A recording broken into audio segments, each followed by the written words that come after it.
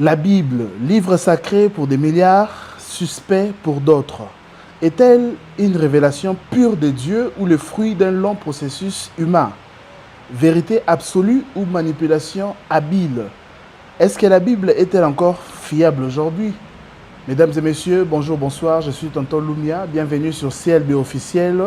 Nous allons échanger, parler aujourd'hui sur la Bible, la fiabilité de la Bible, les traductions, si la Bible est réellement la parole de Dieu. Je vous prie de rester avec nous jusqu'à la fin de cette vidéo parce que vous serez certainement édifiés.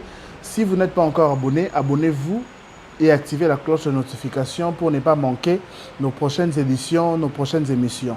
Je l'avais dit, je suis Tonton Lumia, je vais recevoir pour vous un homme de Dieu que je vais saluer juste après ce générique.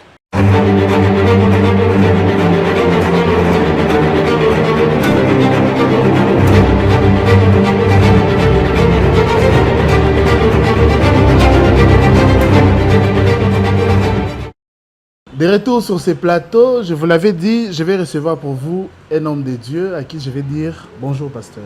Bonjour bien-aimé Lumia. Vous allez bien?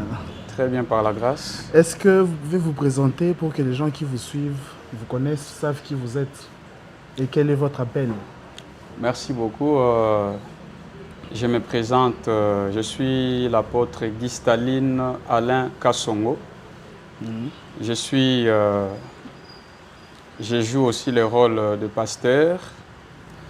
J'ai conduit une assemblée ici, en Ngaliema, à Delvaux, pour ne pas aller trop loin, parce que je suis aussi représentant d'une communauté, ici à Kinshasa. Et je suis apôtre, comme je l'ai dit, apôtre du ministère. Voilà, cette émission a pour objectif de donner davantage aux gens des lumières sur ce que nous sommes appelés à donner ou à faire. Merci beaucoup. Oui, nous serons bilingues dans cette émission pour faciliter la compréhension et autres. Cette émission est vraiment combattue. D'ailleurs, la caméra est tombée avant de commencer. Les diables n'aiment pas la vérité, hein? Ouais, en tout cas, nous allons parler de la Bible aujourd'hui. Nous allons échanger avec les pasteurs sur l'authenticité et la fiabilité de la Bible. Je vous invite à vous abonner si ce n'est pas encore fait.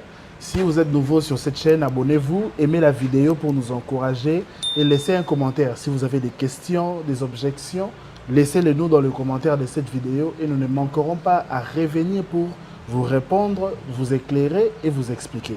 Alors, pasteur, Nanimina Banana, première question, comment peut-on définir la Bible? La Bible, c'est quoi la Bible? Bon, déjà par définition, lorsque nous voulons définir la Bible, il faut que les gens apprennent à dissocier la Bible et la parole de Dieu. La Bible, ce n'est d'ailleurs pas nous, ou particulièrement moi qui ai défini la Bible. La Bible s'est définie comme étant un support ou encore une bibliothèque. Ça vient du mot ta Biblia. Ce mot traduit en grec signifie les livres. Donc, livre n'a plus réel. Et ça parle aussi de bibliothèque. Voire même mot Bible dérivé nango mususu ezali Biblos, qui était une ville. Ville où ezalaki source ya bisika oyo bande ko exporter, là où on exportait les papyrus, qui sont des matériaux sur lesquels on écrivait. Vous voyez, ça a aussi influencé l'appellation. L'appellation Bible. Donc voilà, déjà lorsqu'on parle de la Bible, il ne faut pas directement aller voir la parole de Dieu parce que c'est un mot qu'on a emprunté. C'est d'ailleurs ça la seconde question, parce que je voulais demander, certains pasteurs disent que la Bible est la parole de Dieu. Vous ne pensez pas, vous ne partagez pas cet avis? Ben, je dirais oui et non, mais je pense que pour affirmer que la Bible est la parole de Dieu, il faut passer par des méthodes. En fait, il faut donner aux gens l'explication de ce qui est écrit. Parce qu'en réalité, si on dit la Bible est la parole de Dieu, ça va faciliter l'ennemi à faire ce qu'il veut faire. Parce que l'ennemi a déjà visité la Bible. Oui. L'ennemi a aussi traduit des Bibles. L'ennemi a travaillé. Bref, la Bible est l'œuvre humaine. La Bible est l'œuvre Oui, humaine. est une œuvre humaine. Mais la parole de Dieu est une révélation, ok, est une révélation divine. Donc, on peut dire la Bible au fait, la Bible, c'est quelque chose ou un support qui porte la parole de Dieu. Donc, qui Voyez, contient la parole qui de contient la parole. Dieu. Oui. Oui, on peut aussi dire qu'il porte, c'est comme un moyen de transport, c'est la chose qui nous amène la parole. Mais la parole de Dieu ne passe pas forcément par la Bible. Wow. Même en Israël, vous verrez qu'il y a la tradition orale et écrite. Il y a la loi orale, la loi écrite. On va continuer, pasteur, Ouais. mais vous avez mentionné quelque part autour de Béla, l'ennemi a touché la Bible. Quand vous parlez de l'ennemi, vous parlez de qui? De l'Église catholique? Parce que apparemment c'est l'Église catholique qui a traduit le plus les Bibles. Bon, ce n'est pas seulement l'Église catholique, puisque même lorsqu'on parle de Babylone, on ne voit pas l'Église catholique, on voit premièrement une épouse prostituée, Oui. qui est une église ou un peuple qui a abandonné son Elohim, donc son Dieu. Voilà, même les églises de réveil, toutes les églises qui ont abandonné la foi, toutes les églises qui prêchent autre chose, les choses qui ne sont pas sur le fondement. Donc, ils font partie de Babylone. En fait, quand on parle de l'ennemi, on voit d'abord le diable. Parce que l'ennemi numéro 1 de croyants et de tout ce qui appartient au royaume des cieux, c'est Satan. Et il a ses agents sur la terre. Il a injecté, il a infiltré au milieu des enfants de Dieu, au milieu des serviteurs de Dieu et parmi les traducteurs. Et d'abord, il faut retenir qu'il y a quatre traductions à la Bible. Objectif numéro 1, ce n'est pas d'abord de donner la parole de Dieu aux gens. C'est quoi La l'objectif? plupart des gens ont pour objectif d'abord la commercialisation des Bibles. Ok. Donc, c'est faire de l'argent. Oui, aujourd'hui, la Derrière Bible, la parole de la Dieu. Bible, je peux dire, c'est une marchandise. Wow. Vous voyez? Et je peux prouver cela. Si vous regardez par exemple Louis II, cette Bible Louis II, il y a des Bibles défectueuses, mais qui sont restées dans le marché. En raison parce qu'ils veulent commercialiser la Bible. De l'argent que ça Bah, rapporte. Monique, la Bible à pochette noire et tambolaki mingi.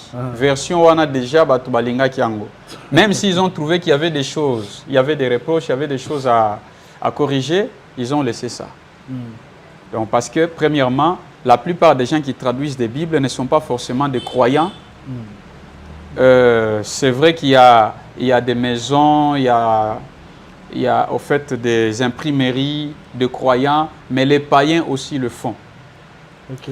Et si je dis que la Bible a été visitée par l'ennemi, c'est parce que lorsque vous voyez la Bible, vous allez comprendre qu'il y a un fossé, il y a vraiment un écart entre la parole de Dieu et la Bible. C'est pourquoi je voulais vous poser la question. Quelle est la différence entre la parole de Dieu et la Bible? Puisque vous dites que la Bible n'est pas la parole de Dieu. Alors faites la différence entre la parole de Dieu et la Bible. La Bible est un support qui contient la parole de Dieu. Parce que la parole d'Élohim peut aller au-delà du cadre de ces livres ou des écritures que nous avons. Vous voyez? Oui. Et pour dire que la Bible c'est la parole de Dieu directement, ça va devenir un piège. Ok. Vous allez comprendre avec moi que déjà, il y a plusieurs traductions. Et lorsque nous voyons la Bible, il y a la Bible hébraïque, la Tanakh, Oui. et puis Okita, la Septante, Okiti, la Vulgate, Okiti. Après, nous allons voir aussi qu'il y a des Bibles. Il y a Luther, il y a Nani, Okiti, il y a Wesley, ti ok na Bible de Genève, on va retrouver Bible à Olivetan, mutu anoma alongola Yahweh kombo ya Yahweh apesa e kombo ya Éternel. Éternel, c'est Ouais. Ezamabé? Oui, Ezamabé. Ah bon? Ce n'est pas son nom propre. Mais l'éternel signifie il ne fait pas partie du temps. Il est éternel, il vit à jamais. Est-ce que c'est mauvais d'appeler Dieu éternel? est-ce qu'il a spécifié? Il y a des éternels créés et des éternels incréés. Il y a un éternel et un créé qui est Yahweh. Moutoua créé a été. Mais le diable n'est pas temporaire. Ce n'est pas le nom propre de Dieu. Ce n'est pas le nom propre de Dieu. Et d'ailleurs, Dieu avait interdit qu'on lui nomme autrement que par son nom qu'il s'est donné lui-même, dont il a révélé à Moïse. Mais c'est ça aussi la question, parce que les enfants d'Israël n'ont pas le droit de citer, de prononcer le nom de Dieu. Moi, je pense que la seule personne, je suis journaliste aujourd'hui, je ne vais pas intervenir, je vais juste poser les questions. Moi, je pense que la seule personne qui connaissait le vrai nom de Dieu, c'est Moïse, puisqu'il n'avait pas l'autorisation de prononcer ces noms par rapport au premier commandement qui dit « Tu ne prendras pas le nom de l'Éternel, ton Dieu, en vain ». Maintenant, nous autres, nous ne savons pas exactement interpréter ou prononcer le vrai nom de Dieu. Le premier commandement ne nous interdit pas de prononcer le nom de Dieu. Ça nous interdit de jouer avec le nom de Dieu, tel que le font M. Olivetan. Les Israélites maintenant ne prononcent pas. Donc, il y avait une période où Israël se méconduisait, où Dieu ne voulait pas qu'on cite son nom. Où Israël lui-même était conscient. C'était donc ça. C'était donc ça. Oui, mais c'était une période. Et ce n'était pas pour tout le temps. Donc on suppose que Moïse avait prononcé le nom de Dieu, les enfants d'Israël connaissaient le nom de Dieu. Oui, ils connaissaient, ils prononçaient le nom de Dieu. YHWH, comment est-ce que... C'est le tétragramme, Yahweh. Voilà. Et puis, parlant de la Bible, donc la différence entre la Bible et la parole de Dieu, c'est que lorsque vous voyez la Bible a des contradictions. Waouh. Il y a des petites contradictions. Dans la Bible, il y a des différents livres, il y a des différents nombres de livres. Par exemple, la Bible ancienne, la Bible des catholiques, ça contient 73 livres. Parole de vie, la version. Je pense que c'était, bon, juste l'Ancien Testament, Nouveau Testament. Je vais vous en donner, je pense que je vais vous donner le nom. Vous verrez que la Bible catholique, Ancien Testament, Nouveau, tout ça, ça donnait 73 livres. 73. Ok. Et la Bible protestante vous donne 66. Oui. Mais si vous allez dans la Bible orthodoxe, grecque ou russe, vous allez voir, ça varie entre 76 à 78. Donc 76 à 78. Oui. Et pourquoi cette différence? Donc de l'autre côté, la parole de Dieu est incomplète, de l'autre côté, elle est complète. C'est peut-être parce qu'ils ont jugé sur certains livres de la Bible. Qui est la Bible la plus fiable? Quelle est la Bible la plus fiable de toutes ces Bibles? Nous allons y arriver. Sinon, je ne voulais pas répondre à ça. Je voulais dire tout le monde a une motivation derrière ce qu'il écrit. Je vous donne des exemples de 3 Bibles qui ont des nombres de livres différents. La parole de Dieu ne peut pas avoir des différences de cette façon-là. Vous voyez, la parole de Dieu est parfaite. Elle est complète. Ça veut dire que d'autres ont rejeté des livres appelés deutéro-canoniques, les protestants. Voilà pourquoi ils ont 66 livres. Les catholiques ont par contre ajouté les deutéro-canoniques, Maccabée, Siracide, Tobie et tout ce que vous connaissez. Et vous allez chez les orthodoxes, livre le psaume 151, prière, tout ça. Ils ont ajouté même les livres d'Enoch. Et les autres vont dire, il ne faut pas ajouter ces livres, c'est un livre apocryphe. Mais si vous lisez Gide, vous verrez que les disciples qui nous ont laissé le fondement, la Bible dit nous sommes fondés sur le fondement des apôtres et des prophètes. Les apôtres de Mashiach appelé Christ. Et ils lisaient ces livres-là et ils ont mentionné même les écrits, les récits du prophète Enoch dans Gide. Vous avez dit que c'est un livre apocryphe. Voilà, c'est eux qui l'ont appelé apocryphe. Expliquez un peu le mot apocryphe. Qu'est-ce que ça signifie? Parce que apocryphe, selon les théologiens, dans leurs termes, lorsque les gens canonisaient les livres, la canonisation, c'était le choix, selon des critères. Et apocryphe, ça veut dire obscur, ça veut dire quelque chose qui n'est pas, qu'on n'a pas certifié, au fait, comme étant un livre divin et sacré. C'est-à-dire ils ont regardé, ils avaient des bases, ils avaient des critères.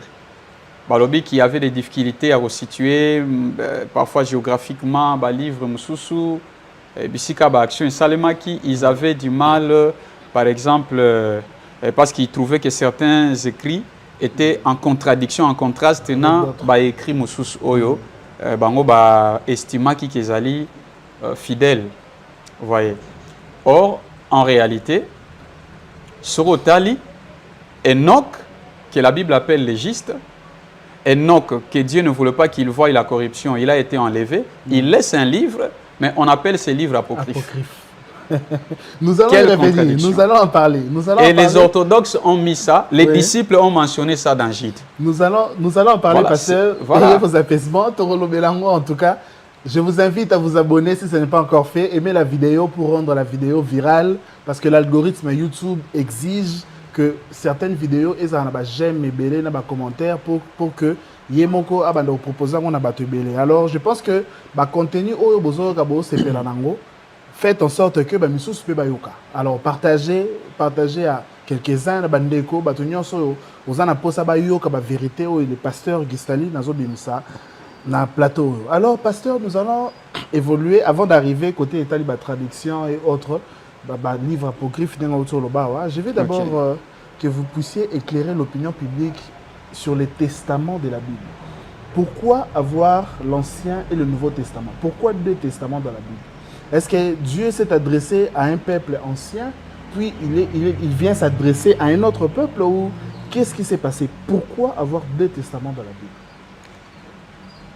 Je pense que dans ma façon de voir les choses, j'estime qu'il n'y a pas raison d'avoir 2 testaments.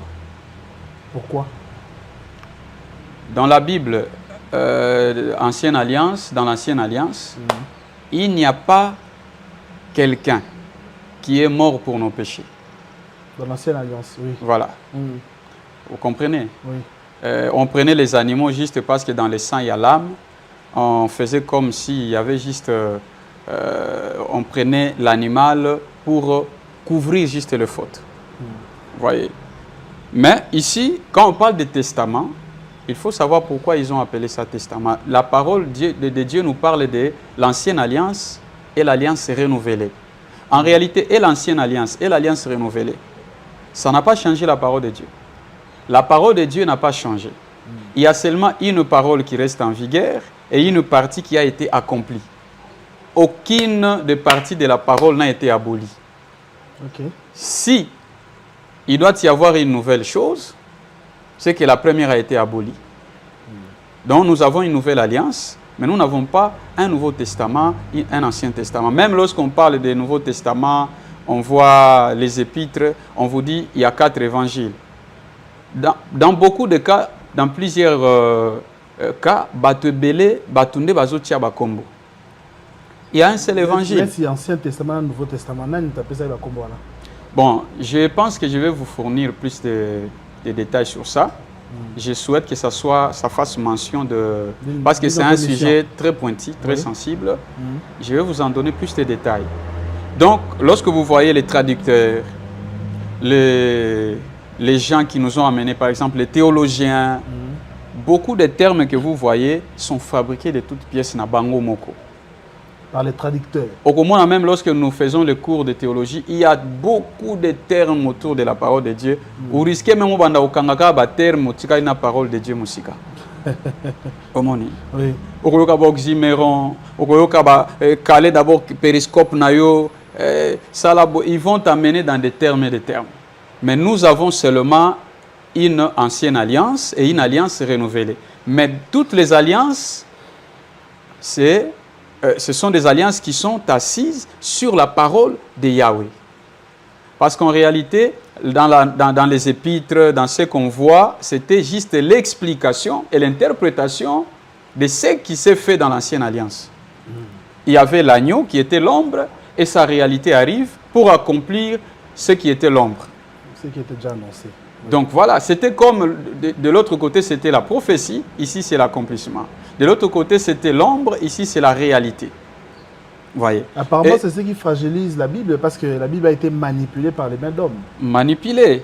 Et il y a des gens qui vous disent que comme la loi est tombée, on ne peut pas faire mention de certaines choses de l'Ancienne Alliance. Même quand ils parlent de la loi qui est tombée, en ouvrant une parenthèse, il y a la loi Takanot, la loi sacrificielle, la loi qui est liée au cérémonial.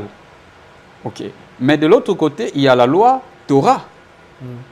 Et cette loi Torah, ça englobe la parole de Dieu donnée dans l'Ancienne Alliance. Il y a les 10 commandements dedans, il y a la loi morale qui n'est pas tombée. Donc, c'est à ce niveau, même quand Paul prêchait, il se référait toujours à la parole de l'Ancienne Alliance. Même à Machia, se référait toujours. N'avez-vous pas lu dans la loi?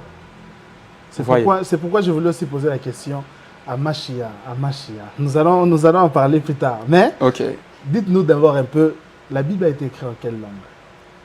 La Bible, généralement, a été écrite en langue hébraïque. Et il y a quelques textes écrits en araméen, il y a des textes dans le Nouveau Testament écrits en grec, parce qu'en ce temps-là, il y avait aussi des Juifs de la diaspora et il y avait des païens. Parce que Paul n'était pas seulement l'apôtre des nations païennes, il était aussi l'apôtre des Juifs de la diaspora. Et il parlait le grec, il parlait d'autres langues. Et la plupart des pays, des villes là où vous entendez dans la Bible, Éphèse, Corinthe, tout ça, ce n'est pas en Israël. Et ça n'a pas Grèce, c'est ça par-ci, par-là. Et Paul allait dans ces villes-là et il y a des lettres qu'il a envoyées dans des langues que ces gens allaient peut-être comprendre. Et cela ne veut pas dire que la Bible est écrite en grec, parce qu'en réalité, les épîtres, ce sont des explications de l'Ancienne Alliance. Vous voyez? Et même lorsqu'on parle des 4 évangiles, en réalité, il y a un seul évangile. Cet évangile, c'est une personne, c'est Machia. Jésus. Mais interprété sous plusieurs formes. Si vous regardez dans Apocalypse, si je ne me trompe pas, chapitre 6, au même verset 4, on vous parle des 4 êtres vivants. Vous voyez, soit c'est l'inverse. On vous parle des 4 êtres vivants avec 4 visages. Et vous verrez que le bœuf, le lion et l'homme. Donc on vous parle de la royauté de Machia appelé Christ. Ça c'est les lions. On vous parle de la divinité de Machia. Ça c'est les johanniques. Vous voyez? Parce que nous avons beaucoup de choses, il y a des différences. D'ailleurs, j'ai déjà parlé de ça. Je vais vous mettre la vidéo en description. J'ai déjà évoqué ce sujet-là parmi mes émissions aussi. Et vous allez voir, lorsqu'on parle du taureau, on voit l'aspect du serviteur. Et de l'autre côté, quand on voit l'image de l'homme, on voit l'humanité. Donc ça représente les 4 évangiles. Et ce ne sont pas les 4 évangiles, il y a un seul évangile. La bonne nouvelle, les Aramoko. L'évangile est centré sur Machia. Comme les théologiens disent, est christocentrique. Et nous, on appelle Machia dans le nom originel. Nous allons en parler. Oui. Et vous allez voir qu'il y a juste sa personne et son œuvre. Et chaque disciple, chaque apôtre regardait, écoutait dans l'angle particulier, dans un angle particulier. Très bien. Et je peux nommer cela comme étant 4 témoignages de 4 témoins sur l'évangile. Il y a un évangile mais avec 4 témoins qui présentent l'évangile dans 4 facettes ou visages. Voilà, très bien. Ça. En tout cas, c'est chaud, c'est chaud. Je vous invite encore à vous abonner. Aimez la vidéo si ce n'est pas encore fait. Si vous êtes nouveau sur la chaîne, abonnez-vous et laissez-nous un commentaire. Si vous avez des questions, des objections par rapport aux réponses du pasteur, laissez-nous ça dans les commentaires de la vidéo et nous reviendrons vous répondre. Alors, nous allons actuellement parler de la traduction des Bibles. Pasteur, vous avez dit que la Bible a été traduite. La Bible a été traduite, je vais le dire comme ça. Oui, oui. Donc, est-ce que la traduction a été pour nous renforcer? Parce que je me suis dit que le temps a traduit la Bible pour maintenir la colonisation, un esclavage. Est-ce que la Bible l'ambition politique monte derrière la traduction de la Bible? Qu'est-ce que vous avez à dire par rapport à la traduction de la Bible? Bon, selon les dires des gens, et beaucoup de gens théologiens, y compris d'autres serviteurs de Dieu, disent que c'était pour rendre beaucoup plus accessible et compréhensible la parole de Dieu. Dans la langue nyonso, là, c'est ce que les théologiens disent. Voilà. Et qu'est-ce que vous dites? Ça fait partie des motivations, mais le diable aussi s'est infiltré avec des motivations politiques, sataniques. En fait, il voulait aussi, à cause de la traduction, pour falsifier la parole de Dieu. Parce que la parole de Dieu, c'est d'abord la pensée de Dieu émise. Lorsque Dieu donne la voix à sa pensée, ça devient la parole de Dieu. Mais de la parole à l'écriture, ça devient une autre chose. Bateau, bazo, koma, bazo traduire. Ce qui avait écrit auparavant, bakoma qui n'a pas fidélité moussous. Mais à partir de la traduction, c'est là où la fausseté est rentrée.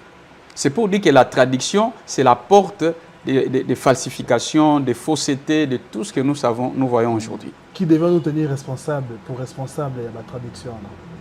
L'Église catholique? Bon, j'aime pas trop me fixer sur l'Église catholique parce que Ebandi, au fait, Kala, mais le catholicisme est au centre des traductions. Parce que ce sont eux qui ont agi sur la Bible avec l'empereur Constantin. Oui, et ça a commencé même avant, mais Constantin a amené vraiment une révolution en cette matière. Vous verrez que la traduction, si on vous parle de la traduction, par exemple, si vous allez chez les théologiens, eux-mêmes disent traduire, c'est trahir. Les traducteurs, c'est trahir. Les traducteurs sont des traîtres. Wow. Voyez? Et je peux vous démontrer ici, noir sur blanc, que la traduction est un problème. Allez-y, on vous écoute. Je ne dis pas que toutes les Bibles sont fausses ou mauvaises, mais aucune Bible n'est parfaite parmi les Bibles traduites. Et vous allez comprendre pourquoi je vous dis ça. Voilà pourquoi je refuse de dire que la Bible, c'est la parole de Dieu, parce que la parole de Dieu est parfaite. Et pour traduire la Bible, nous recourons à des méthodes herméneutiques, exégèse, pour trouver le vrai sens de mots, pour trouver le contexte, pour expliquer la parole de Dieu par rapport au contexte de la vie actuelle. On recourt à ça, l'herméneutique. Et vous allez voir aussi, il y a des genres littéraires, il y a tellement de choses. Regarde un peu, je vais vous donner un exemple ici. Déjà, on a pu ça un exemple. Mutuna mutoye na Bible, ba catholique, ba pesi kombo. Oye pa ya ba témoin de Jéhovah, ba pesi kombo mususu. Jéhovah. Alors, vous voulez l'appeler Jéhovah ou l'Éternel? Vous voyez déjà, c'est la confusion. Ce ne sont peut-être pas les attributs de Dieu. Non, et ils ont remplacé les noms propres de Dieu par Jéhovah, ils ont remplacé les noms propres de Dieu par l'Éternel. Donc, malheureusement, que biso basali nzambe lelo, tozaka kandenge mundela banda colonisé biso, nous sommes colonisés, même sur le plan des choses du royaume des cieux.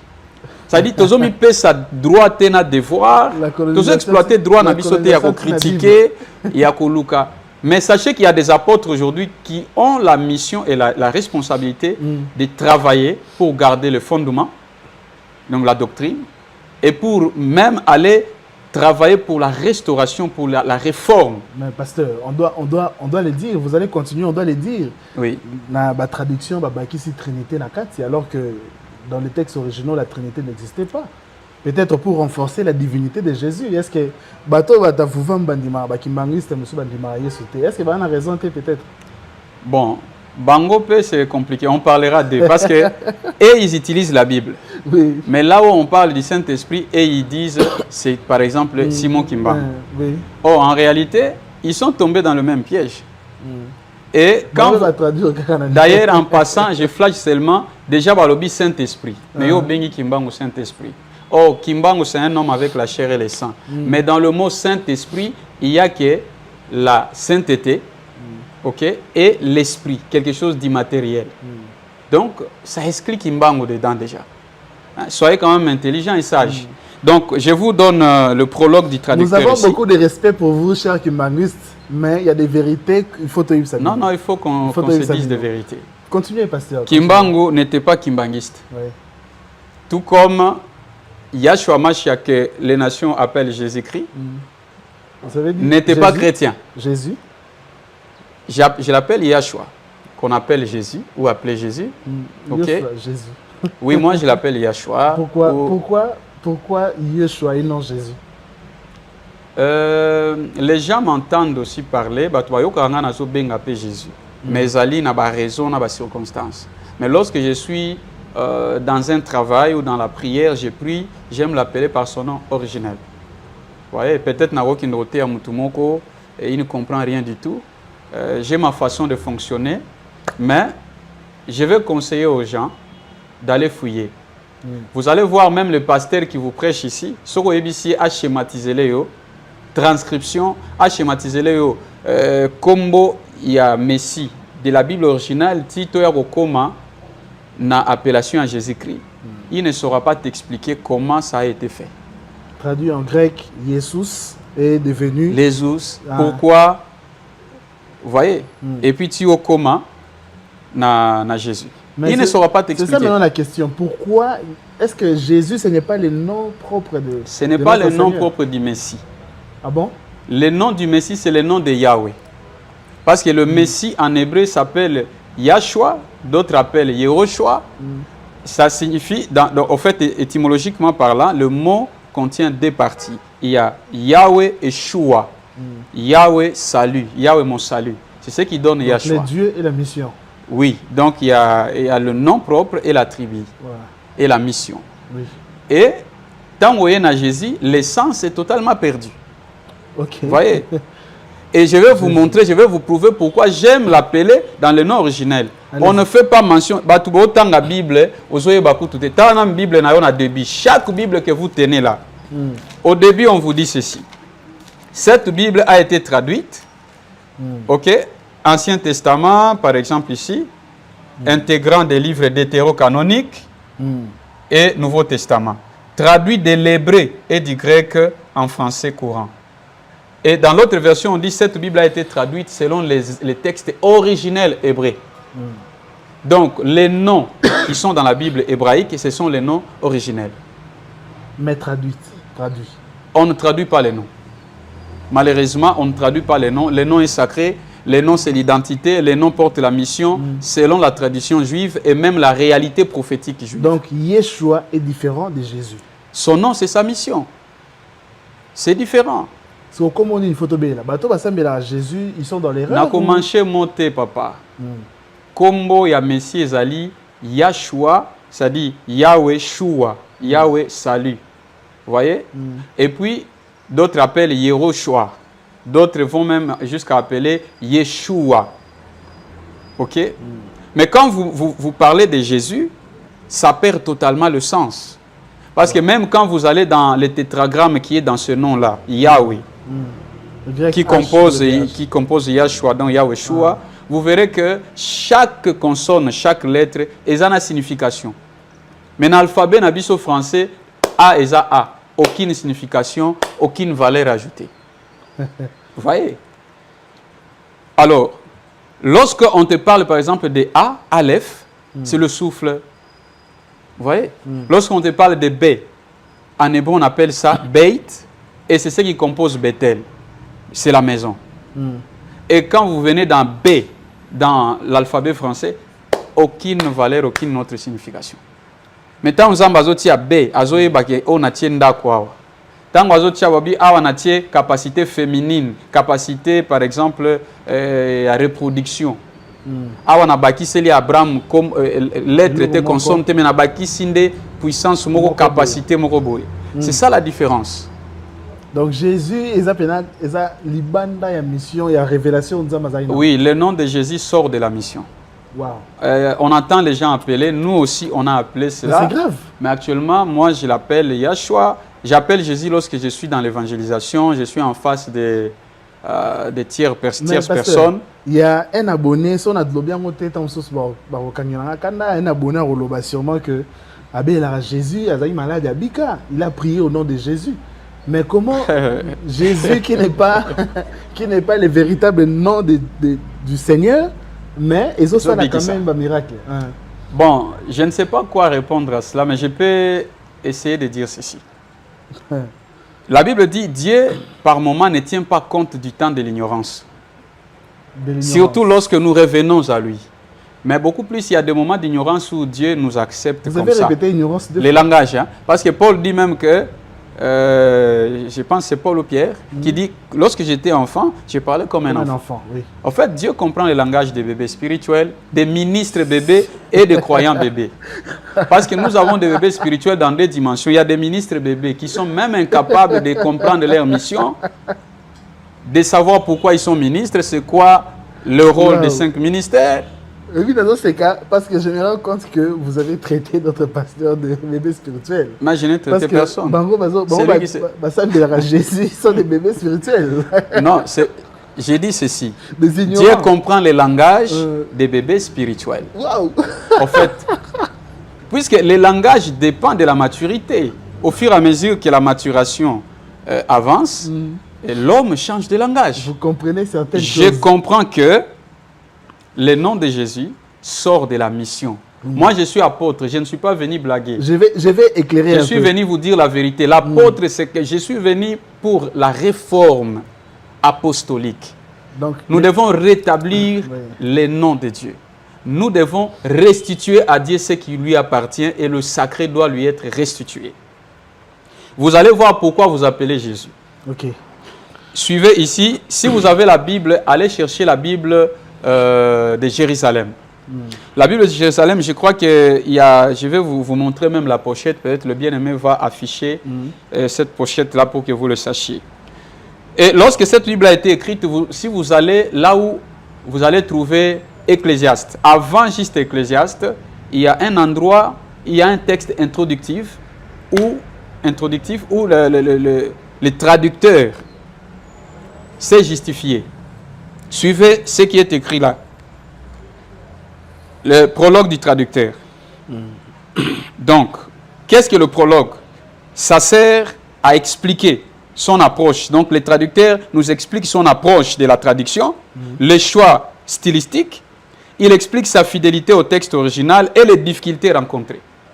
Vous ne savez pas que les gens qui nous ont traduit la Bible ont rencontré des difficultés. Ils ont même approché des styles qui ont éloigné les écritures de la parole de Dieu. La vraie pensée des textes originaux. Voilà. Et regarde, écoute ce qu'il dit. Je vais les lire dans des différents français. Je lis premièrement. Ici on dit, vous êtes donc, ça c'est le texte, c'est ce que j'ai tiré dans la Bible là.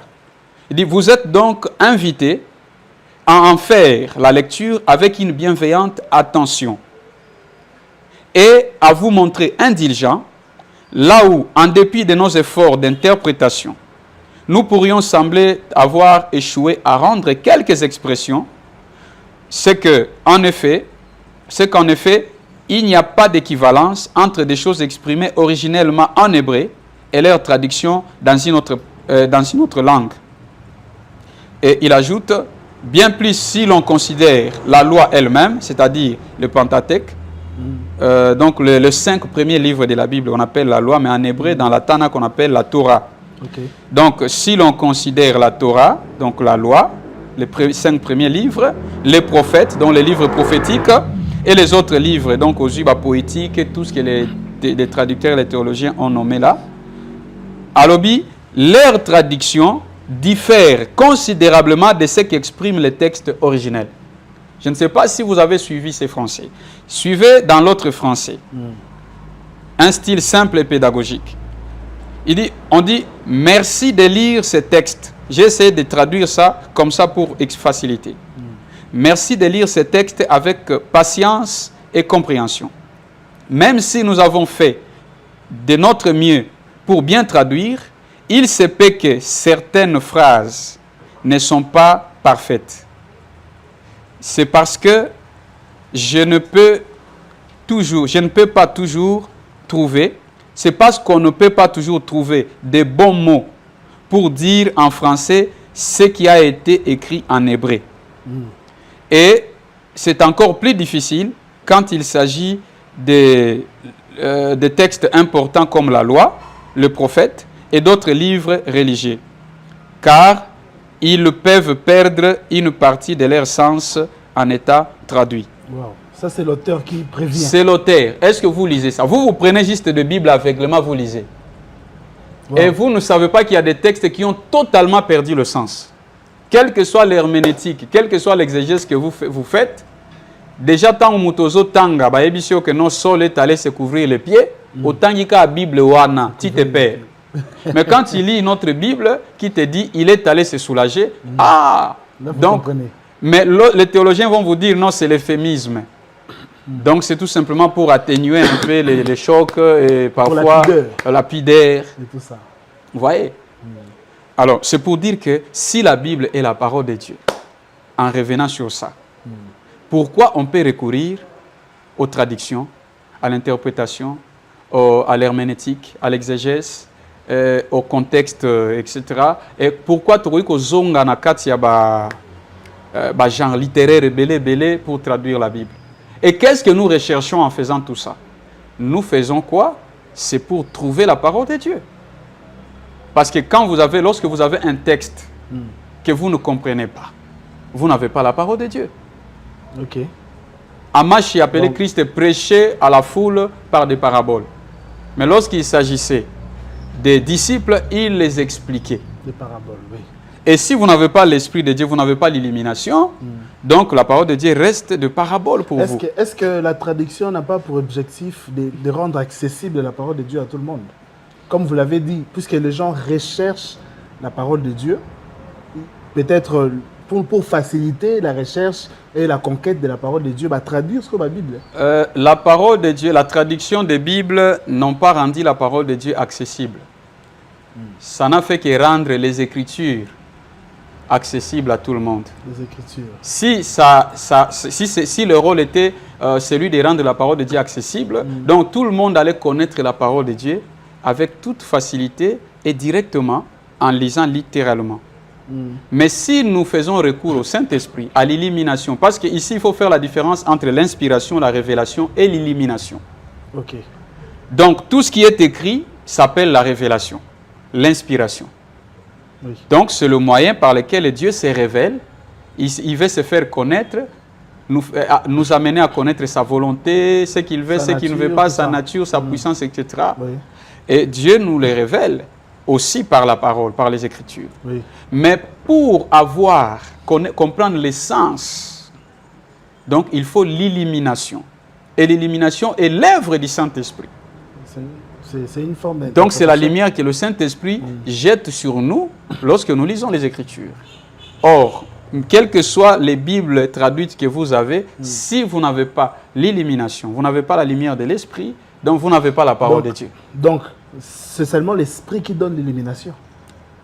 Oui, au fait, l'homme peut transmettre l'illumination qu'il a reçue, mais c'est le Saint-Esprit qui est la source de l'illumination. Donc, si, on va aller comme ça, dans ce sens, Oui. si l'homme peut transmettre l'illumination qu'il a reçue, ça peut aussi se faire par la traduction. Non, écoutez, traduire la parole de Dieu n'est pas... parce qu'il faut faire la différence. Lorsqu'on traduit la parole, on prend la parole dans une autre langue pour amener cela dans une autre langue. Soit on prend dans un français compliqué, on amène ça dans un français facile. C'est ça la traduction. Mais c'est différent de l'interprétation. C'est différent de l'illumination. Vous voyez? Oui, oui. Si la traduction servait à totalement rendre compréhensible la parole de Dieu, mbele mutu atangi ka statut de Daniel à comprendre ce que c'est, atangi ba corne à comprendre, atangi 70 semaines, 70 semaines à comprendre. Apocalypse, surtout Apocalypse. Vous voyez? Oui. Oui. Donc, au fait, source, même mutu soka a communiqué yo compréhension à une écriture, il a reçu du Saint-Esprit. Wow. Donc, si tu lis la Bible, et d'ailleurs, c'est écrit dans 1 Corinthiens 2, verset 14. La Bible dit, « Mais l'homme animal ne reçoit pas les choses de l'esprit d'Élohim, de l'esprit de Dieu, car elles sont une folie pour lui. Et il ne peut les connaître, parce que c'est spirituellement qu'on en juge. » Et si vous allez, là on dit, « C'est ainsi que Dieu a donné le Saint-Esprit à ceux qui ont reçu, le Messie. » Pourquoi? Pour comprendre, pour saisir le sens. Amen, amen. Amen. Donc, c'est un peu ça. Donc, l'illumination, c'est l'œuvre du Saint-Esprit. Très bien. L'homme ne peut pas de lui-même comprendre les mystères et les choses de Dieu. Voilà. Ok, nous allons continuer. Vous êtes sur CLD officiel. Je suis Tonton Lumia. J'ai reçu pour vous le pasteur Aleka Songo, le pasteur Gustaline, avec qui nous échangeons sur l'authenticité de la Bible, de la parole de Dieu. Alors, pasteur, nous allons continuer. Toujours le Belara à traduction. Toujours, lors du concile de Nicée, l'empereur Constantin, Tonga Sangisi, père de l'église, etc., ils ont jugé sur certains livres. Le lobby, le livre traitant d'apocryphe que vous avez défini au lobby, ils ont cadré pénalité dans le sens, c'est contradictoire dans le livre. Alors, écarté. Garder le livre. Maintenant, est-ce que cela n'a pas fragilisé la parole de Dieu? Parce que l'Ilobanzambe, alors, ces livres-là, ils ont jugé d'apocryphe. On a dit que l'apocryphe faisait ma contradiction, etc. Longo dans la Bible. Longo dans la Bible. Maintenant, est-ce que les livres ont une inspiration de Dieu? Ils ont une inspiration venant de Dieu? Ils ont une contradiction? Ou qu'est-ce qui s'est réellement passé lors du concile? Bon, ce qui va considérer le livre sur le col apocryphe, apocryphe qui veut dire obscur, caché. Il y a d'autres explications attachées à cela. La raison à la rejet na bango premièrement, ezali la raison bango bamoni qui est utile, mais moi je ne pense pas que tous ces livres-là sont à rejeter. Ok. Balobi par exemple inexactitude géographique et historique, enseignements qui contredisent des écritures divines inspirées, manque d'éléments surnaturels crédibles. Voilà. Et vous allez voir plusieurs raisons poussées. Mais si vous regardez, vous allez voir que dans Gide, comme je vous avais dit, on parle du livre d'Enoch. La Bible orthodoxe, livre Enoch ezali. Ba livre belé babakisi. Et vous allez voir, si on vous dit, les protestants appellent d'autres livres apocryphes, mais les catholiques bati yango. Garder yango. Na ba livre écuménique, le rôle à Tob, même Oyo, ils ont un livre belé na kati, deutérocanonique. Tobi, je crois, Tobi, Maccabée, Siracide, sagesse. Purement politique, apparemment. Peut-être que un peu oppression politique. Et si vous lisez ces livres-là, vous verrez qu'il y a tellement de choses. Hein? Le rôle à Siracide, Oyo.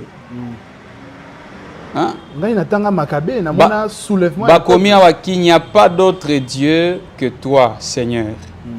Renouvelle tes actes pleins de sens. Répète tes miracles.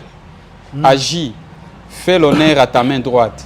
Et ce que vous avez dit, conseil, na livre belé oyo babengi yango apocryphe. Koto babengi yango deutérocanonique. Les protestants côté n'avons bâti qui 66 balongoli. Maintenant qui a raison? Donc ezo matakak. Et si nous voulons rester sur les fondements bibliques, en prenant juste l'exemple, il y a le livre, il y a Enoch, le prophète. Najid Ezaka chapitre moko. Obaina verset 11 aux okindi. Okomona bazoloba que c'est pour ces gens de gens, c'est pour ces gens-là que Enoch, septième depuis Adam, a prophétisé en disant, et il parlait d'un message qui était eschatologique. De la fin des temps. La fin des temps. Et un message eschatologique. Les apôtres qui ont posé les fondements. La Bible dit, nous sommes fondés sur le fondement des apôtres et des prophètes. Et Paul a dit, nous avons posé les fondements. Vous qui venez construire, construisez avec beaucoup d'attention. Batouba posa qui fondement, ba reconnaître le livre à Enoch. Bazui extrait à livre, basali copier coller, ba tiango na Gide. Mais bino batoubo tia qui fondement te. Bokoy ko benga ngo apocryphe sur base de quoi? Tout ça, ce sont des manipulations. Yango na tolobi que le diable a visité la Bible. Tant ozo benga ngo parole de Dieu, natanga mais j'ai oublié ça. Je vais chercher dans une Bible, dans un texte grec ancien, là où vous dites toute écriture est inspirée de Dieu. Kuna balobi, toute écriture inspirée de Dieu est utile. Mais quand vous dites toute écriture est inspirée de Dieu, c'est-à-dire tout ce qui est ici est inspiré de Dieu, même si on a falsifié. Okay. J'ai compris la différence. Mais là-bas, on dit toute écriture inspirée de Dieu est utile. Au moins, des petites différences au besoin mais qui sortent des choses de leur contexte. Lorsqu'on vous parle de la foi, c'est une ferme assurance des choses qu'on espère, la démonstration de celles qu'on ne voit pas. Mais dans la Bible hébraïque, la foi est traduite en 2 mots. Bata et Emuna. Emuna et Bata. Emuna vous donne des dérivés, vous donne beaucoup de concepts. Comme... Dans Emuna, il y a la saine doctrine, il y a l'obéissance. Ce sont là les mots qui constituent la foi. Et c'est rester aux côtés de Dieu, c'est-à-dire c'est l'obéissance, c'est la fidélité. Voilà pourquoi même la foi d'Abraham était considérée comme l'obéissance. Okay. À chaque fois qu'il obéissait à Dieu, il était traité juste et aussi un homme de foi. Okay. Regarde un peu l'aspect de la foi d'Abraham. Va sans discuter. Il part. L'obéissance. Vous voyez, exact, oui. La fidélité. Même lorsque tout le monde nage dans un sens, si Dieu n'est pas avec eux, toi tu dois nager à contresens. C'est ça la foi. Mais aujourd'hui, nous sommes dans ce qui est populaire et on dit que nous avons la foi. Il n'y a pas d'obéissance, nous ne sommes plus dans la saine doctrine, nous ne sommes pas sur le fondement. Ce que les apôtres n'ont pas fait, nous le faisons. C'est des choses que les apôtres n'ont pas soutenues, nous soutenons. Donc, je pense que puisque le diable a visité la Bible, comme vous avez dit, okay. Donc, Ndenge Balongoli, le livre Maccabée, purement la politique, les soulèvements du peuple. Nous avons Maccabée, nous avons vraiment soulèvement du peuple. Nous avons encouragé okay. Est-ce que vous rejoignez la vie de modifier la Bible pour maintenir les Africains dans la colonisation? Ce n'est pas la seule motivation, la seule raison, mais ça fait partie des raisons. La Bible a aussi été falsifiée pour des raisons politiques, mais principalement sataniques. Pour ceux qui ont eu Maccabée, peut-être tous se soulever. Alors il fallait pas pour tout l'esclavage. Il y a même des gens qui parlent de la Bible des esclaves, où le passage biblique oyo ezotalisa plus avantage à mettre. Ou le sujet est toujours soumis. Obéissez à vos maîtres. Obéissez à vos maîtres, ceci, cela.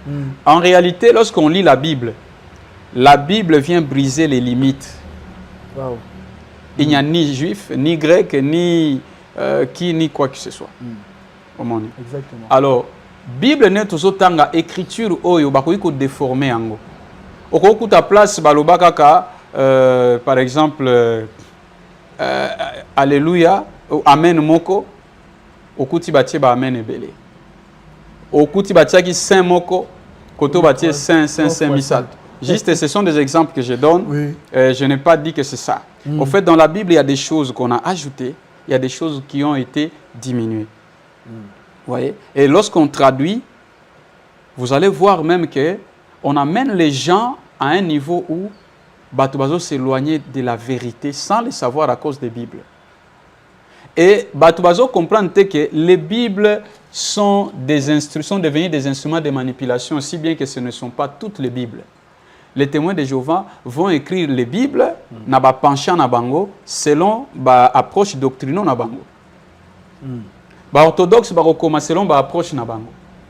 Ba catholique ba recommencer selon ba approche na bango, si bien que mutunyo so koloba non tout ça l'effort tout retenir. Bon, je vous donne un exemple. Na ba Bible à Louis II. La Bible Louis II est révisée plusieurs fois. Soko tali romona ba version depuis 1700 ce qui combien et puis 1800 1000 tout ça. OK. Pourquoi il y a des révisions? Parce que quelque part bazolinga ba mettre Bible wana à jour. Ba corriger ba erreur. C'est ce qui est dit, même les théologiens vont vous dire. Lui second ça la Bible na ba erreur, ba reproche, ba correction, à réviser Bible. Mais yo tanga kayango, oyebite d'abord na opposer aux questions côté nini oyo ba révisaki. Bamsou ba yebite. Au moins oya commis personne n'a jamais vu Dieu, mais Moïse a dit que j'ai parlé avec Dieu face à face. OK. Et voir même dans la Bible beaucoup tu as sur un nombre ya ba nani ba nyama Salomon ba lobi koto 40 000 koto ba yebisio eza 4 000. On a une contradiction. Okuta o Yoshebet et David abomaki 800 koto ba lobi tamsusu 600 ou 400. Il y a tellement de choses. Si vous lisez la Bible, au moins, on a besoin de répéter, même écriture, n'a pas livre mi balé, même histoire. Mais n'a pas sens moko, un peu contradictoire, ou bien moi contraste et côté. Si vous lisez la Bible avec les lunettes des Romains, vous allez tomber dans le piège. Lisez la Bible avec les lunettes du Saint-Esprit. Authenticité à parole de Dieu, et Zala qui déjà combattu. Alors, quittez l'aveuglement. La Bible n'est pas la parole de Dieu. La Bible, c'est un recueil, comme je disais, une bibliothèque. C'est quelque chose qui contient la parole de Dieu. Nous pouvons continuer. Alors, je vous invite à vous abonner. Nazo tout n'a pas question, mon pasteur. Il y a une chose qui m'intrigue l'esprit à chaque fois qu'il y en a tant en haut. Na évité ce que peut-être, ça fait partie peut-être de la traduction. Il y a des erreurs de traduction. Nous allons parler de la naissance immaculée de Jésus, Yeshua. Ok. Donc, on a relongolé un peu comme Jésus. Je vais l'appeler Yeshua. Vous allez comprendre que Yeshua, il s'agit de Jésus. C'est ça le nom original. Original. Voilà, ok. Yeshua a botami Marie, par Marie. La Bible dit que Dieu a envoyé l'ange Gabriel qui va aller s'adosser à Marie pour lui dire que le Saint-Esprit va te couvrir et tu auras un enfant, tu lui donneras le nom de Yeshua. Ce n'était pas Jésus. Je suis d'accord. Yeshua, Yeshua, donc voilà. Ok. Alors, Marie tombe enceinte et donne naissance à Yeshua. Donc, c'est-à-dire que Joseph, qui était son père adoptif, n'a pas participé à la naissance ou à la conception de Jésus, de Yeshua. Exactement. Maintenant, comment ça se fait que, par rapport à la généalogie de Jésus, de Yeshua, je suis habitué à dire Jésus, comprenez-moi. Ce n'est pas un problème. Comment ça se fait qu'avec la généalogie de Yeshua, la généalogie à Jésus, il y a Yeshua, dressé un mot sur Joseph, qui était son père adoptif, alors qu'il n'avait pas assisté ou n'avait pas participé à la conception. Au lieu de centrer la généalogie sur Marie, il préféré centrer un mot sur Joseph, qui n'était même pas son père biologique. Est-ce que ça fait partie de l'erreur de traduction ou il y a peut-être un message caché derrière? Bon, je ne pense pas que c'est une erreur de traduction, mais je peux dire ceci. À travers ce texte, Dieu a caché beaucoup de mystères. Parce que si vous regardez au début du texte, voilà, vous verrez, je vais vous montrer rapidement. Nous sommes dans Matthieu, chapitre 1er. Ok. Nous commençons déjà au début. Généalogie de Jésus, fils de David. Ok, lisez, s'il vous plaît. Généalogie de Jésus-Christ, fils de David, fils d'Abraham. Abraham engendra Isaac. Ok, vous pouvez vous arrêter là. Okay. On dit généalogie de Yeshua, fils de Daoud ou de David, fils d'Abraham. Voyez. Pourquoi ils vont mentionner David et Abraham? Est-ce qu'il est seulement fils de David? Avant David, il n'y avait pas un Isaïe, le père de David. Oui. Parce qu'il s'agit de l'ascendance. Oui. Vous voyez? Est-ce qu'après Abraham, il n'y avait pas Jacob? Il y a aussi Judas. Isaac, Judas. Pourquoi on n'a pas mentionné toutes ces personnes qui sont aussi des patriarches? Et ça dit, ici, on parle de deux patriarches essentiels. Deux points de départ. Le point de départ de la lignée biologique et prophétique qui est Abraham. Et nous avons aussi le point de départ politique. David, comme roi. David. Donc, on vous montre ici deux patriarches sur lesquels on fait référence par rapport, c'est-à-dire lorsqu'on parle de Yeshua. Il y a le patriarche Abraham, qui est le patriarche biologique de la nation Israël, et qui est aussi le patriarche prophétique, parce qu'en réalité, si vous regardez Abraham, Dieu lui a confié deux peuples. Il y a le sable et il y a aussi les étoiles.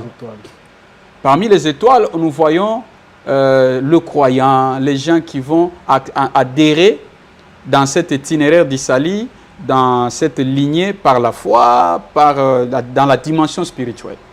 Et on voit aussi la lignée des Juifs, des Hébreux naturels. Et nous voyons David, nous voyons aussi la lignée. Voilà pourquoi même aujourd'hui, nous qui sommes nés de nouveau, on dit nous sommes la descendance d'Abraham à travers Yeshua. Vous voyez? Oui.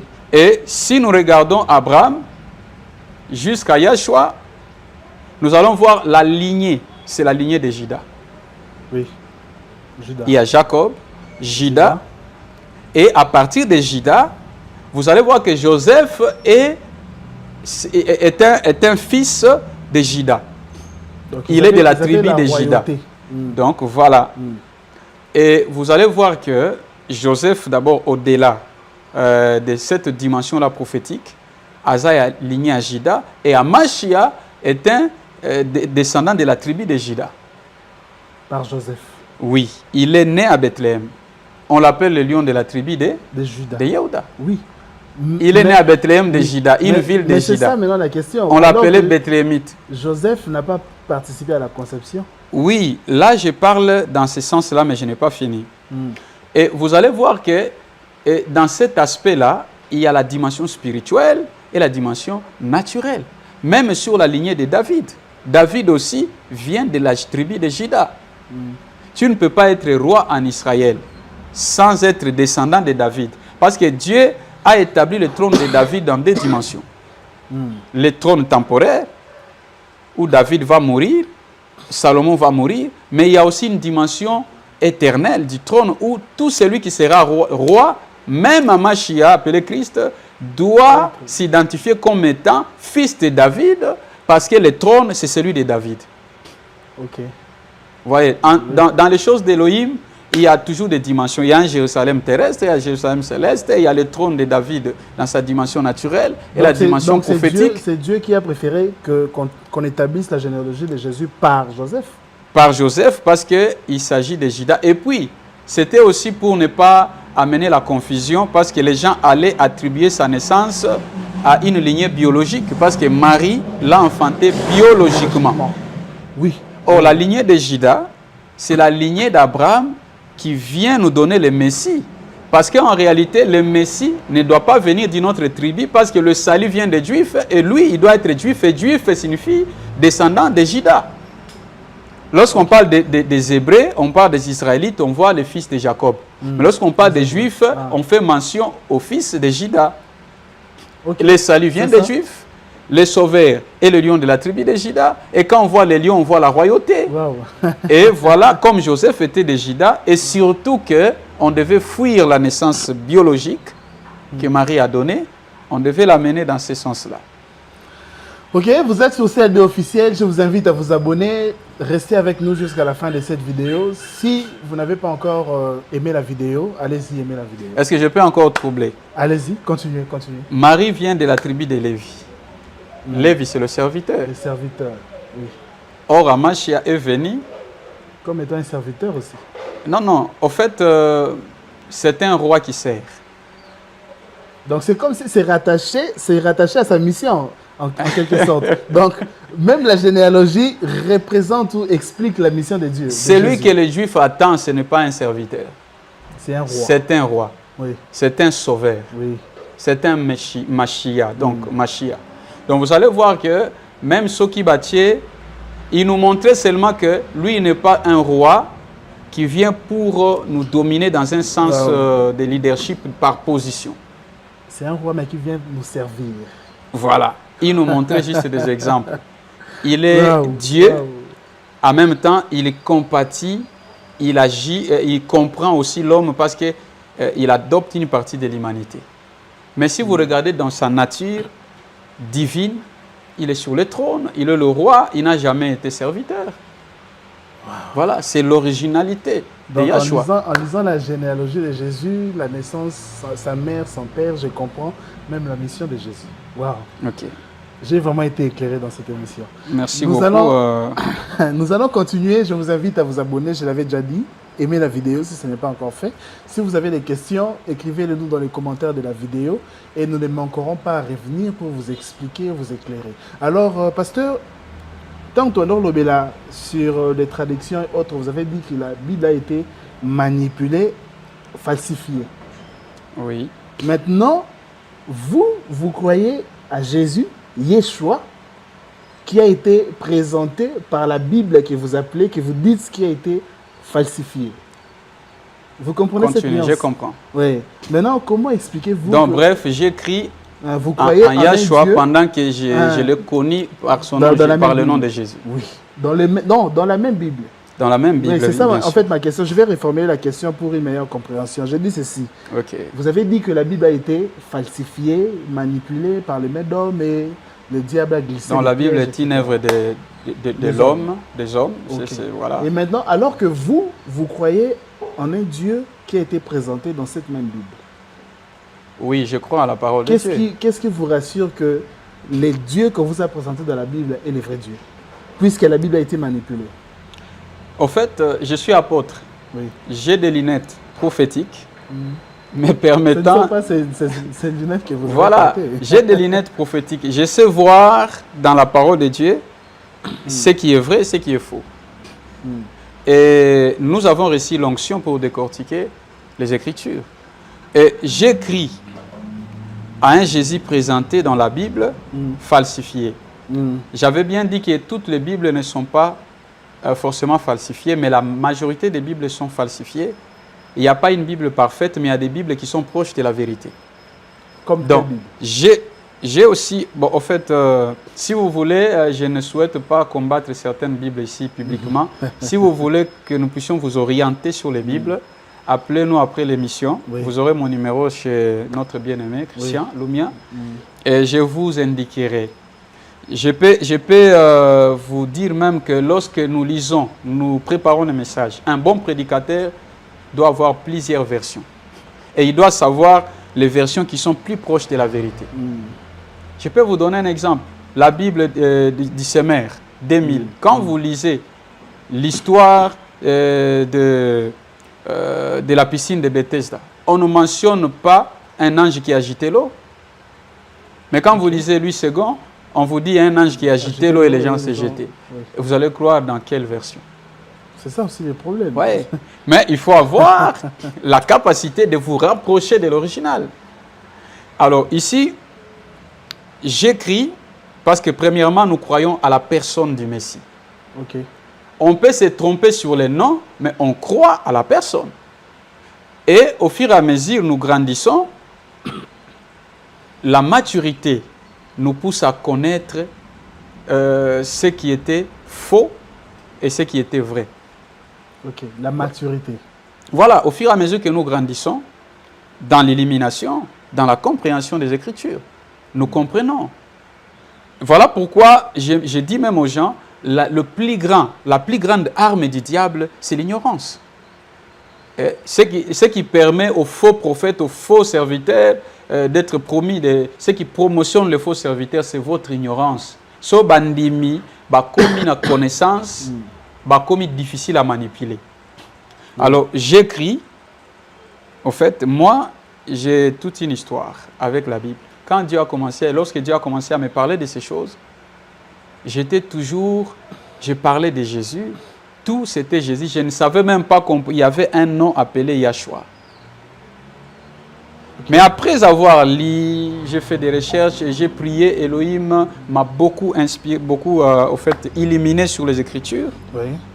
J'ai compris qu'il y a un nom originel. J'ai compris qu'on peut traduire les textes, on ne peut pas traduire les noms. J'ai compris que le nom de Dieu, on ne peut pas le toucher. Le passage biblique est ici devant vous. Je vais lire directement et plus rapidement même.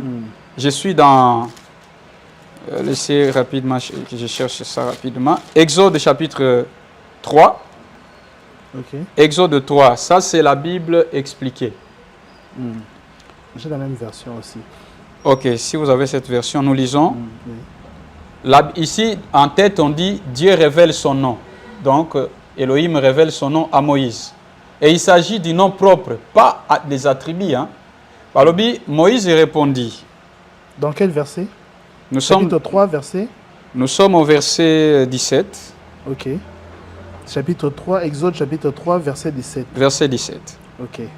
La Bible dit, Moïse répondit à Dieu. Moi, là je lis littéralement tel que c'est écrit. Moi, je ne peux pas aller trouver Pharaon, faire sortir les Israélites.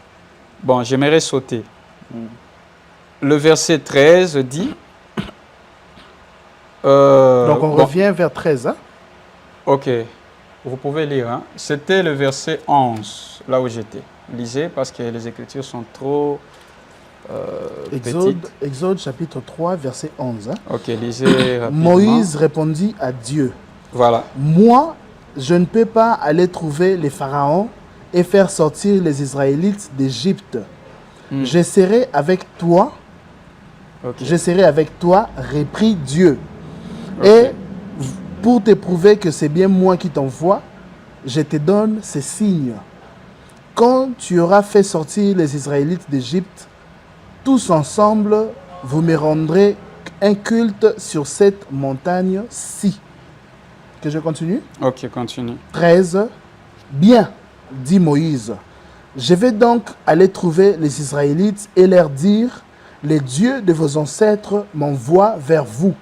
Okay. Mais ils me demanderont ton nom. Ton nom propre. On connaît le Dieu d'un peuple par son nom propre. Si vous n'avez pas un nom, vous n'avez pas un Dieu. Comment vous prétendez avoir un Dieu? Pourquoi, Moïse, tu prétends avoir rencontré le Dieu de tes ancêtres et tu ne connais pas son nom? Voilà, montre-nous son nom propre. Okay. Ba El Shaddai te, ba El Elyon te, des attributs na ba épithètes te zoya na sima. Lisez rapidement, Okay. vous allez voir. 14. Dieu déclara à Moïse, je suis qui je suis. Au moni ba bangi ba koki même kokoma l'Éternel te. Oyo Olivetan apesa kinzambe. Je suis qui je suis.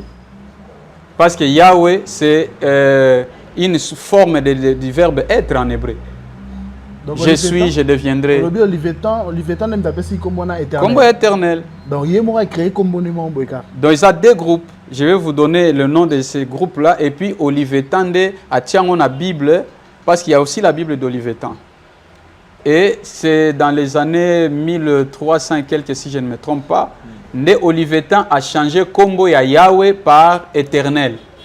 Mais si Lisa Oyoka, comment Dieu nous met en garde pour son nom. Ok. Ne quittez pas, suivez très bien. Je continue, je reprends d'abord 14. Dieu déclara à Moïse, je suis qui je suis. Voici donc ce que tu diras aux Israélites. Je suis m'a envoyé vers vous. Puis tu ajouteras, c'est le Seigneur qui m'a envoyé vers vous.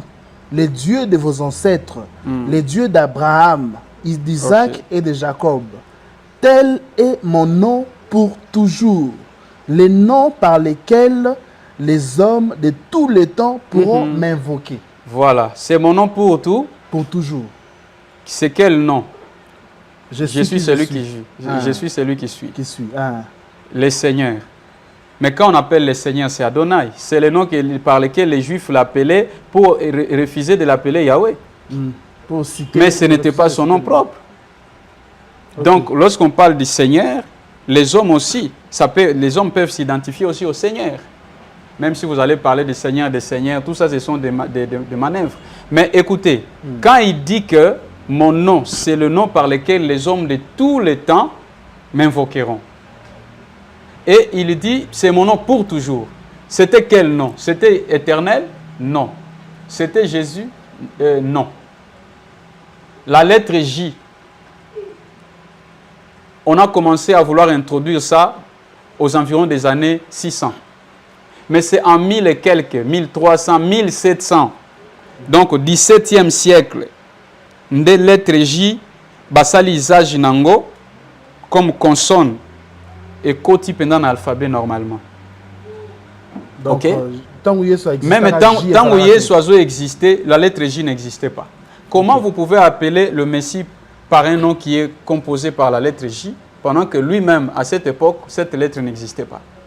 Comment vous appelez Yahweh éternel, pendant que dans la Bible originale, Tanakh, la Bible hébraïque, Nyonso, Kombo na ezali Yahweh.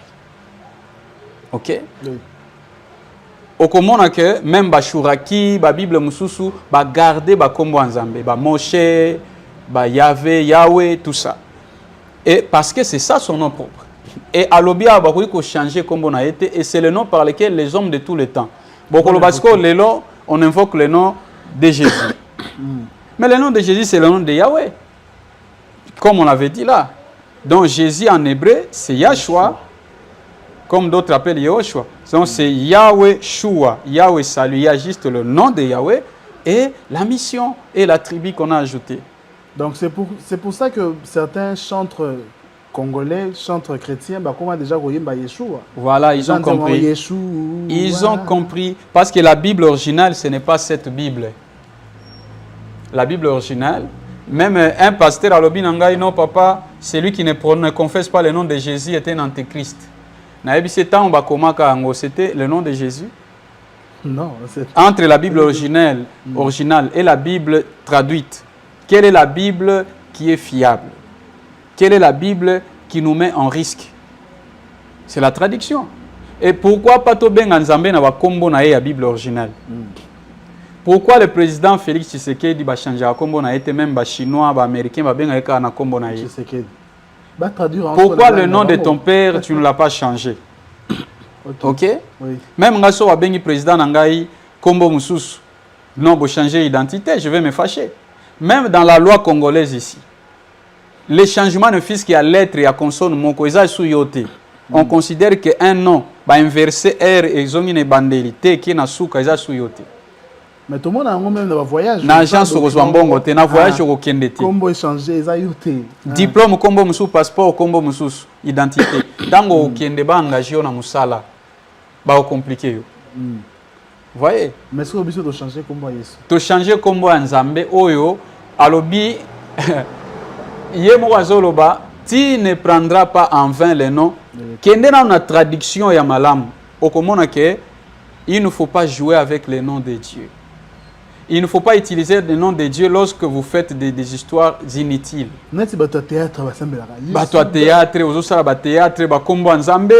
Arrêtez ces choses. Le nom de Dieu est sacré. Vraiment. C'est un nom sanctifié. Quand on dit vous devez sanctifier, ça dit mis à part, retiré de l'usage ordinaire. Yes. Et si vous comprenez que Olivetan, c'est un homme comme toi, il décide de prendre Yahweh, le changer par éternel. Mais vous choisissez le nom que l'homme a donné à Dieu plutôt que le nom que Dieu s'est donné lui-même et a dit à Moïse, c'est mon nom pour toujours et les hommes de tout le temps vont m'invoquer par ce nom. Et lorsque nous disons ça, oh, ça n'a pas d'importance, on invoque le nom de Jésus, les malades sont guéris, oui, les diables aussi guéris, pour te troubler davantage, au-delà de ce que j'avais dit auparavant. Aujourd'hui, est-ce que la guérison, c'est quelque chose d'étonnant? Les diables guérissent, les diables prophétisent, les diables font tout. Vous voyez? Donc c'est ça la réalité. D'ailleurs, Pierre a na fille wana na Bible, on a prophétisé par Python. Oui. Paul et son compagnon, yango bakanga même bango, babeta bango, parce que il prophétisait, elle prophétisait. Donc bref, ceux qui n'ont pas zonga Kozonga mke sima pour aller petit à petit conclure, j'aimerais dire à une personne, nous ne disons pas que toutes les écritures qui sont dans la Bible sont fausses et ne sont pas la parole de Dieu. Mais nous disons que vous devez faire la différence entre la Bible et la parole de Dieu. La parole de Dieu est éternelle, la Bible est destructible. On peut brûler les écritures, la parole de Dieu ne se brûle pas. La parole de Dieu est spirituelle, elle est vivante. Et la Bible n'est le pas. Et sur la Bible, vous allez comprendre encore une chose. Même le mot Bible ne se trouve pas dans la Bible. Dans la parole de Dieu, on n'a pas parlé de Bible. Ce sont des mots qu'on a empruntés. Même quand on vous parle d'église, ecclésia. Ils ont comme des croyants.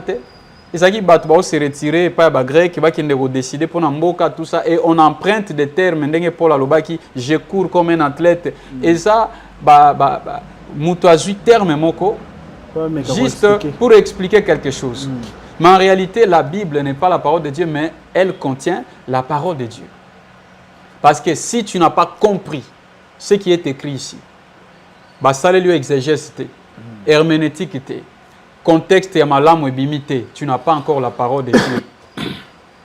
Voilà pourquoi, au moment où la Bible, magiciens dans la Bible, mais ils n'ont pas la parole de Dieu. Exact. Et c'est ça la vérité. Et dans la Bible, une autre vérité que vous devez retenir. Dans la Bible, il n'y a pas que Dieu qui a parlé. Le diable a parlé, l'homme a parlé, Dieu a parlé. Expliquez ça. Quand le diable disait à Adam, Dieu vous a menti, mangez ce fruit-là, Vous deviendrez comme Dieu. C'est la parole de Dieu. Dieu prêche la désobéissance. Non, c'est le diable qui parle. La parole de Dieu est dans le contexte. Les gens diront peut-être il faut sortir la leçon dans cette histoire-là. Mais c'est la leçon là qui est la parole, ce n'est pas cette écriture. La lettre tue. Ok. Et si la Bible était la parole, donc ce que le diable dit devait être directement nommé comme parole de Dieu. Mais s'il faut chercher à comprendre le sens, c'est ce sens-là qui est la parole de Dieu. Ah, ok. Vous voyez? Ok. Et vous le savez vous-même que aux autres temps la Bible, aux autres dictionnaire biblique, aux autres encyclopédie, aux autres biloko belé pour trouver véritable. Au moins en grec, soteria lobinini, boye, et puis métanoïa. La véritable parole de Dieu. Vous cherchez les racines des mots, les contextes pour trouver la parole de Dieu. Mais vous avez la Bible. Si c'était la parole, pourquoi vous cherchez tout ça? On a posé une dernière question pour atterrir, pour finir avec cette émission. Voilà. Si la Bible n'est pas la parole de Dieu, pasteur, tu as vu déjà, pasteur, ça va recherche, etc. pour nous préparer un message à transmettre. Vous avez dit que la vraie parole de Dieu. En tant que croyant, ou un simple croyant, à l'église, comment est-ce que Moutouana Rosa la vraie parole de Dieu, même en lisant cette Bible-là, qui a été falsifiée, manipulée? La vraie démarche à faire pour trouver la vraie parole de Dieu, c'est d'abord d'aimer la connaissance. Aimer la connaissance. La Bible dit, celui qui a soif, la Bible dit, Dieu est un Dieu qui se cache. Je pense que c'est dans Isaïe 44, sur la sanité. Dieu est un, Yahweh est un Elohim qui se cache. C'est-à-dire qu'il faut que la connaissance, on la cherche. Donc la grâce ne nous a pas automatiquement donné la connaissance.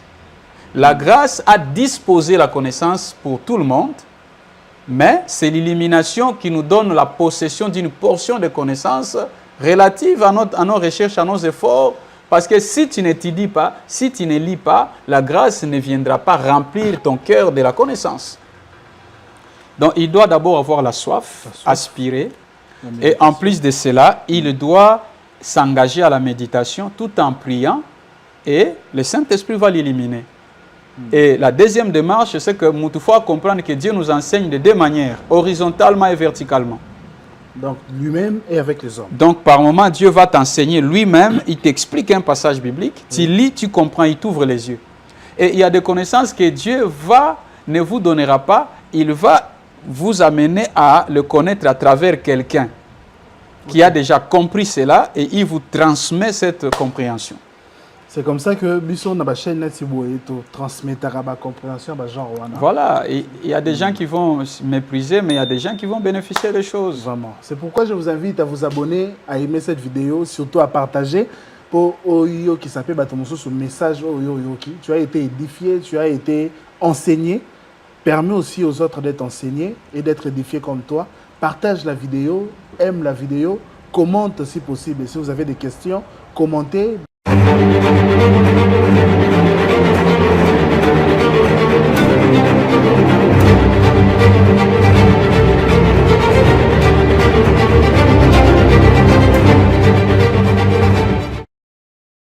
Bonsoir à tous, shalom à tous les chrétiens, que Dieu nous bénisse. Aujourd'hui, je suis passé sur votre plateau sous